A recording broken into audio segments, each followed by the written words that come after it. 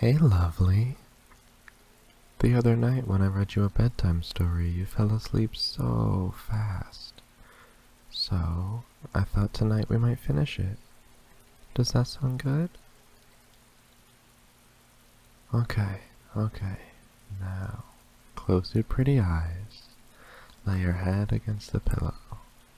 Take some nice, slow breaths. And just listen to my voice.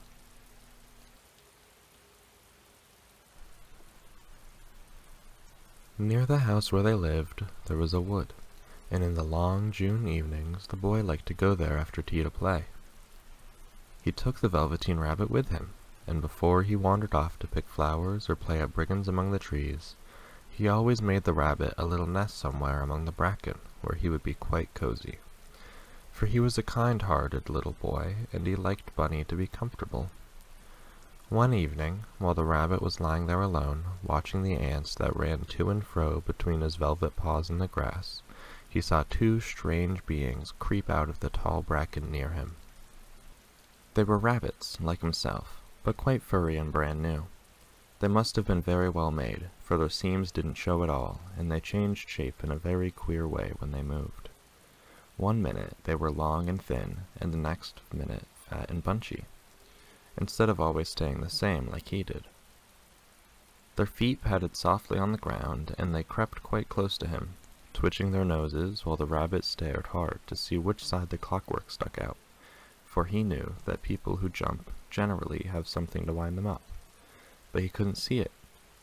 They were evidently a new kind of rabbit altogether.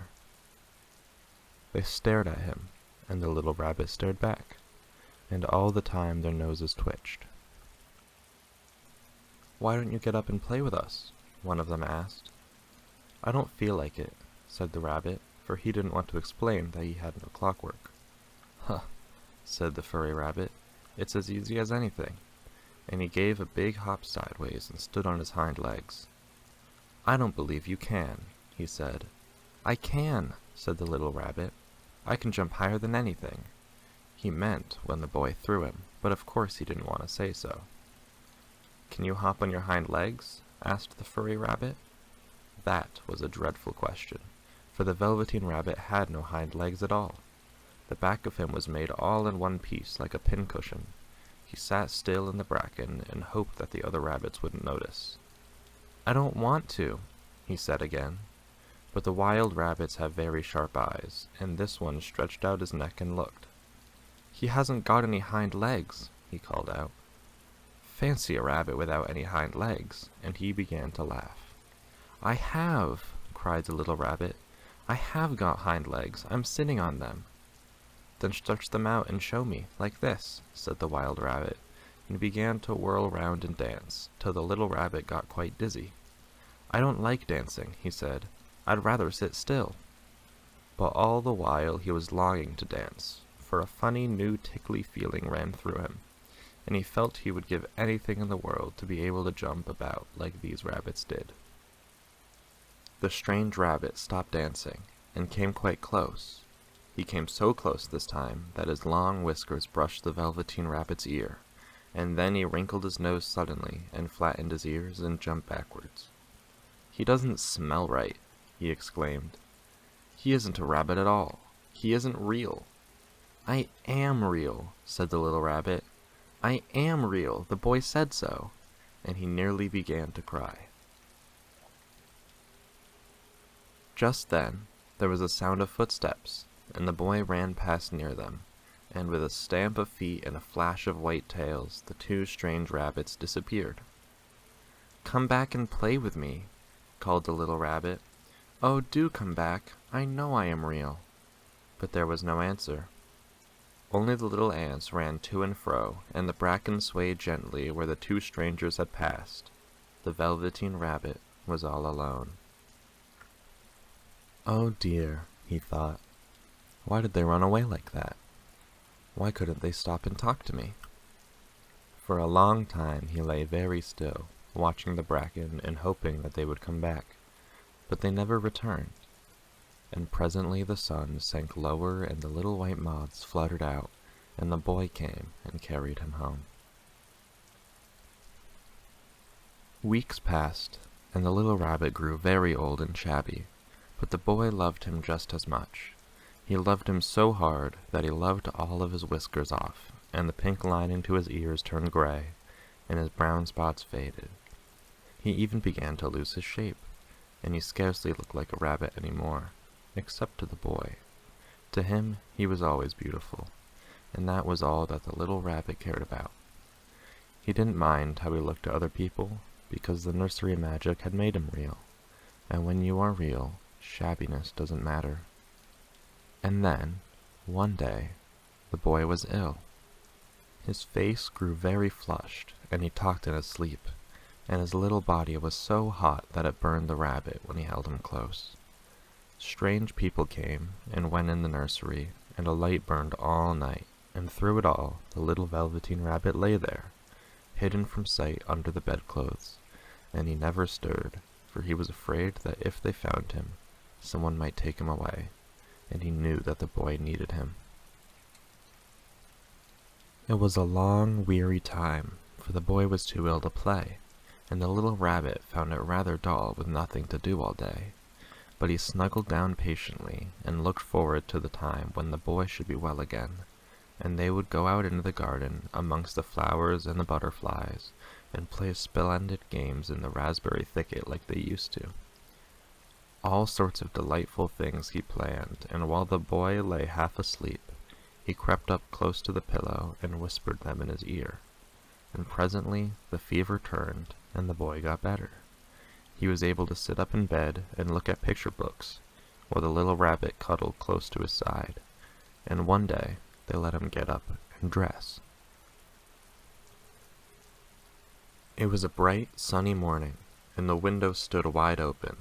They had carried the boy out onto the balcony, wrapped in a shawl, and the little rabbit lay tangled up among the bedclothes, thinking. The boy was going to the seaside tomorrow. Everything was arranged, and now it only remained to carry out the doctor's orders. They talked about it all while the little rabbit lay under the bedclothes, with just his head peeping out, and listened. The room was to be disinfected, and all the books and toys that the boy had played with in bed must be burned. Hurrah! Thought the little rabbit. Tomorrow we shall go to the seaside. For the boy had often talked of the seaside, and he wanted very much to see the big waves coming in, and the tiny crabs, and the sand castles. Just then, Nana caught sight of him. "How about this old bunny?" she asked. "That?" said the doctor. "Why, it's a mess of scarlet fever germs. Burn it at once." "What? Nonsense. Get him a new one. He mustn't have that any more." And so the little rabbit was put into a sack with the old picture books and a lot of rubbish, and carried out to the end of the garden behind the fowl house. That was a fine place to make a bonfire, only the gardener was too busy just then to attend to it. He had the potatoes to dig and the green peas to gather, but next morning he promised to come quite early and burn the whole lot. That night, the boy slept in a different bedroom, and he had a new bunny to sleep with him.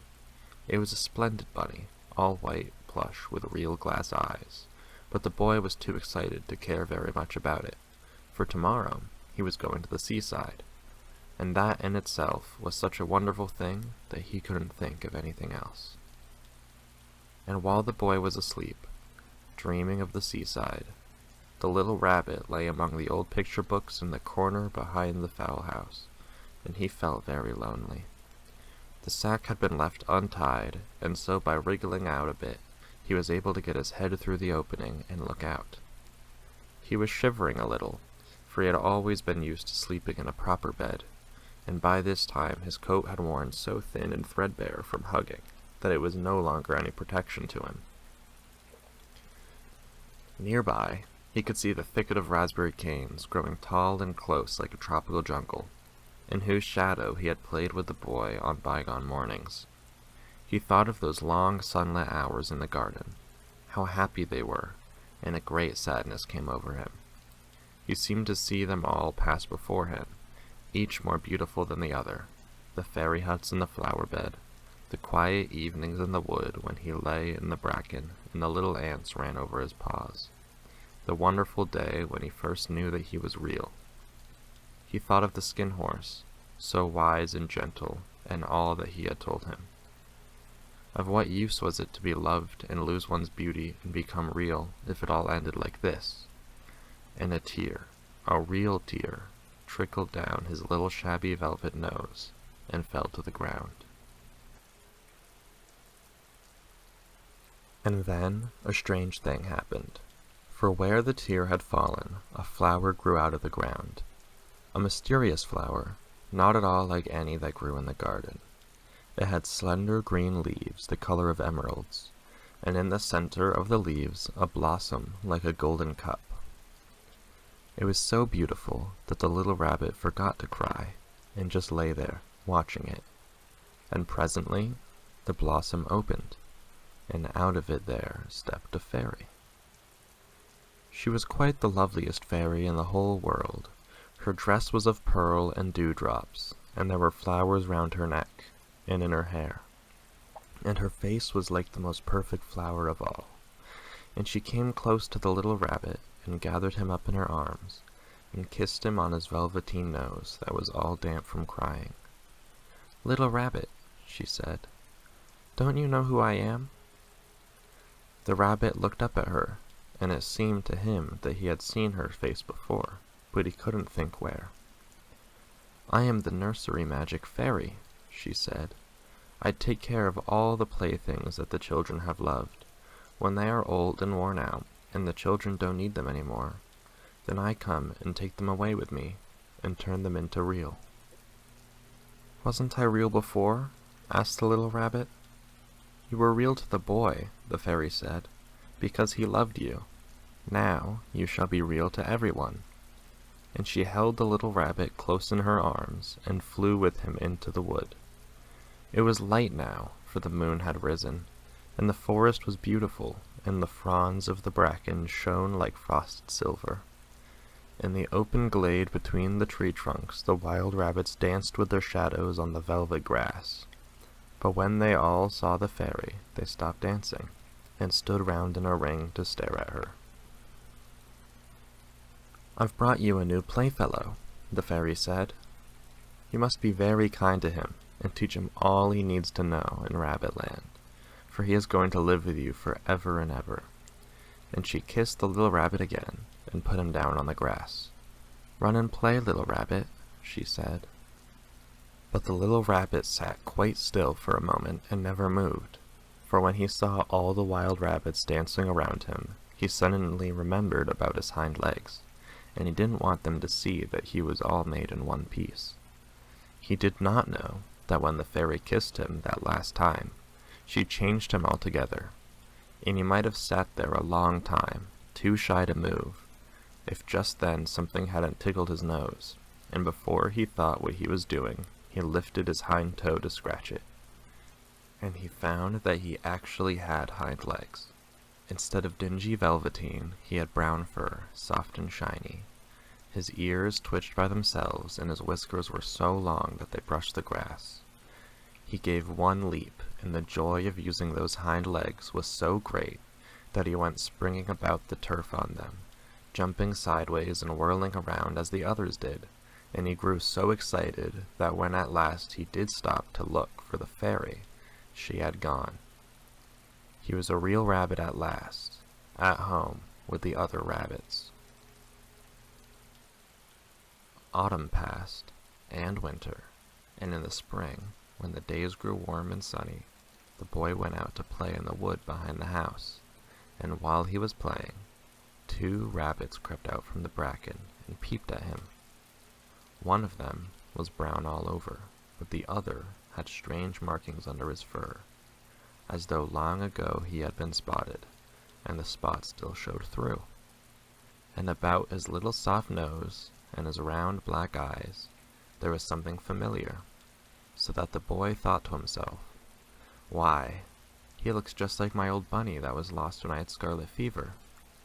But he never knew that it really was his own bunny, come back to look at the child who had first helped him be real.